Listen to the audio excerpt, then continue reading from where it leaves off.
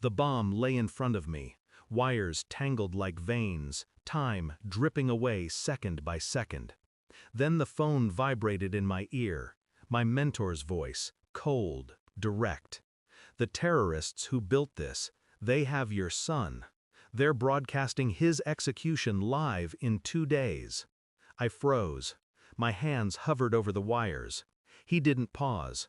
We've located their cell. All 30 are in one building. Make sure none of them leave alive. We'll deal with the fallout later. The line went dead. I stared at the device beneath my hands. One wrong move and Paris became ash. But his words cut deeper than any detonation.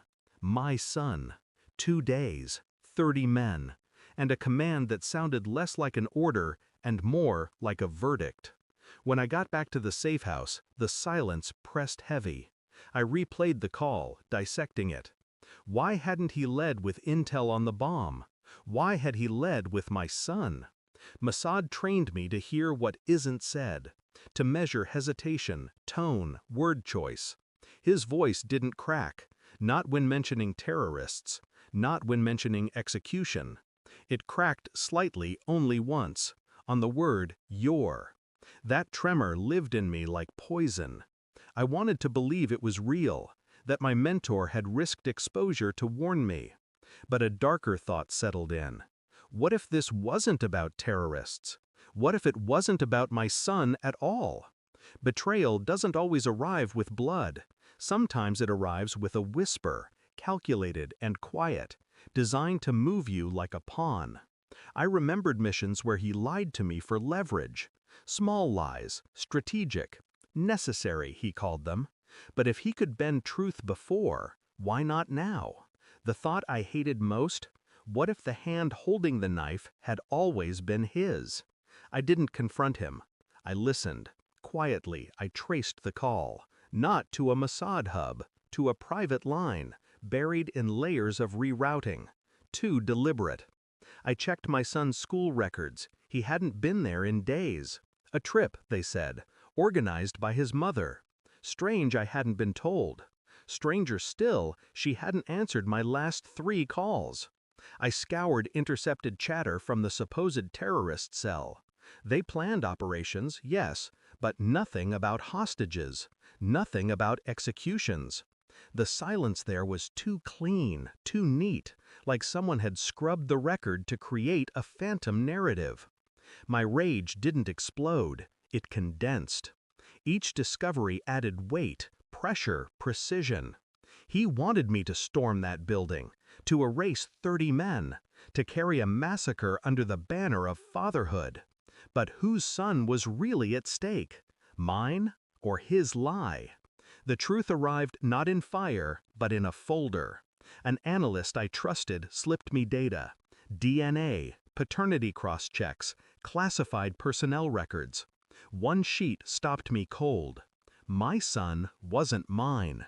He was my mentor's. Every silence, every withheld smile, every private meeting between them suddenly made sense. His training trips with the boy, his insistence on being called uncle. The betrayal was complete. My marriage had been the cover, my loyalty the leash. I sat in the dark, staring at the papers, the fury inside me perfectly still. That night I called him. Just one line. I know. The pause on the other end told me everything. I walked into the briefing room the next day. He was waiting, files spread across the table, plans for the assault. I slid the DNA report across to him. He didn't reach for it. His eyes flickered down, then back up. For the first time, he looked small. "You've misunderstood," he whispered. I leaned forward, calm, controlled, deadly precise. "No," I said, "I've understood everything."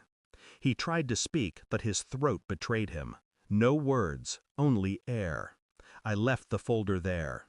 His secret stripped naked. His career, his legacy, his life, all poisoned by the truth he thought he buried. And I didn't shout, I didn't strike. The silence itself was the execution. I never touched the building full of terrorists. That was his war, not mine. My war ended the moment I saw the papers. My son would grow up. He'd learn one day who his father truly was. Not the man who raised him, not the man who betrayed me. But I wouldn't be there to explain. That was my revenge. Absence sharper than any blade. I walked away from Mossad, from him, from the lie I'd called a family. No anger, no grief, only clarity. Betrayal doesn't need blood, it only needs truth. And truth, once revealed, is its own weapon. Thanks for watching. Don't forget to like, share, and comment. Subscribe now to Cheating Stories Insight World for more amazing stories.